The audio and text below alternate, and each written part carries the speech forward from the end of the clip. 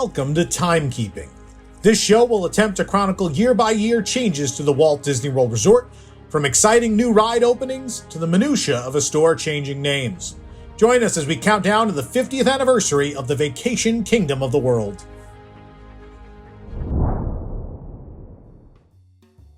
"1992 was a landmark year for Disney parks, just not necessarily in the United States.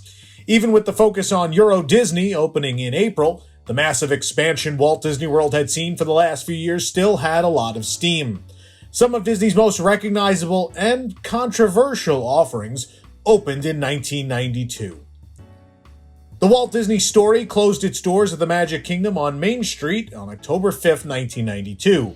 The lobby and display areas would still be periodically used for other purposes, but the attraction and film were no longer shown. In Adventureland, the tropical serenade Barker bird, originally voiced by Disney legend Wally Bogue, was replaced by a new bird named Artemis. La Princesa di Cristal and the Golden Galleon both closed in Caribbean Plaza. Their space was merged into El Pirata y El Perico, the nearby counter-service restaurant. In Frontierland, the original Country Bear Jamboree returned, displacing the Vacation Hoedown show permanently in February. In Fantasyland, Tinkerbell Toy Shop became Tinkerbell's Treasures on December 6th, and Nemo's Niche closed and was replaced with an information kiosk.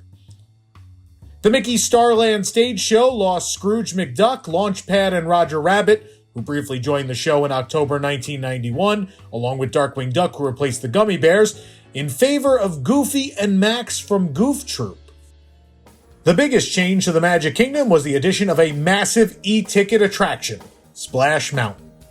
The original concept came from a request Dick Nunis had to add a log flume attraction to Disneyland back in 1983. Tony Baxter developed the concept, famously while stuck in LA traffic, as a way to incorporate the America Sings animatronics into a new show. Only the Disneyland version would use the recycled animatronics, but Splash Mountain would cross the globe. Originally titled the Zip-a-Dee River Run, the name was changed at the insistence of Michael Eisner to capitalize on the popularity of the movie Splash. At one point, Eisner even asked if a mermaid could be worked into the ride. Tony Baxter said no. The original version at Disneyland opened in July 1989. 3 years later, on July 17, the Magic Kingdom version soft opened on the far west side of the park next to Big Thunder Mountain, on land originally intended for the Western River Expedition. However, the official opening was on October 1st, and the grand opening TV spot didn't air until the Christmas parade that year. The ride differed from the Disneyland version primarily by being a side-by-side seated ride as opposed to the original single-file seating format. The ride takes guests through Chickapin Hill, telling the story of Brer Rabbit escaping from Brer Fox and Brer Bear. It features 3 drops, including the 52-foot finale into the Briar Patch. The finale scene that features animatronic figures on and around a showboat could also be seen from the Walt Disney World Railroad. Of course, the railroad had closed due to the operational obstruction of the Splash Mountain construction. When it originally opened, guests would enter the queue via the bridge that was right in front of the main drop of the attraction. And back then, people on the bridge would actually get wet. Once sat in their then lap-barless logs, guests would begin their journey up the mountain much as it exists today. The ride also featured Disney World's first on-ride souvenir photo, which in addition to the viewing area at the exit of the ride, would also be displayed on a TV in a box near the unload while guests were still aboard. Sadly, this never aligned with your log, meaning you always got a preview of someone else's ride photo. With this being said, the TV was boarded up not long after the ride opened. Epcot Center sat fairly static at this time, but the first major overhaul of the park was already in the works. At some point in 1991, some of the exhibits around the park changed. Mexico now featured Reign of Glory, a celebration of Mexico's pre-Columbian arts, while Norway's Stave Church exhibit became To the Ends of the Earth, exhibiting artifacts from the Arctic and Antarctic expeditions. Surprise in the Skies ended after a 1-year run on September 30th. The studios began its year with the opening of Voyage of the Little Mermaid on January 7th. The waiting area originally featured a pre-show describing the artifacts in the room, including King Triton's trident. The show began with animation, leading right into the Under the Sea number. Next came a laser projection of King Triton instructing Sebastian to keep an eye on Ariel. After that, Ariel appears in a clamshell to sing Part of Your World, after which Flotsam and Jetsam introduce Ariel to a large Ursula puppet who would sing Poor Unfortunate Souls. Much of the rest of the plot is told through an animation montage until Mermaid Ariel reappears, only to transform into human Ariel on stage during a Part of Your World reprise.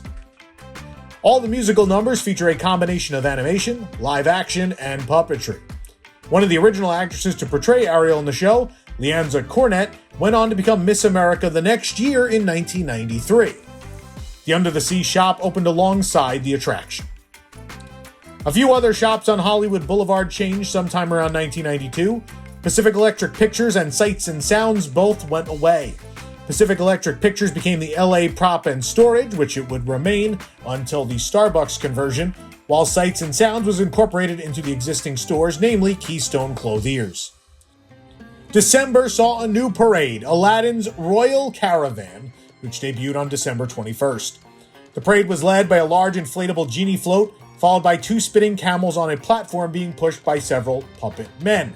These camels would go on to find a very different life at Walt Disney World in the years that followed, eventually ending up in front of the Soundstage restaurant at the Disney MGM Studios before ending up in their current home at the Magic Carpets of Aladdin in the Magic Kingdom. Next, a gorilla float holding a chest with the genie sticking out of it would pass by, and after that would be a two-story float featuring Prince Ali's entertainers, dancers, snake charmers, and magicians. A walk-around genie then led a group of dancers before Aladdin and Jasmine would appear riding the magic carpet atop the elephant version of Abu. Jafar would follow the elephant with a manure bucket in front of him. Aladdin also took over the theme of the Soundstage restaurant sometime around November or December, but the camels would come later.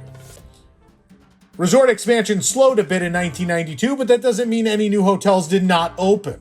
February 2nd saw the grand opening of Dixie Landings, what is now Port Orleans Riverside. The Alligator Bayou section opened first, followed by Magnolia Bend not long after.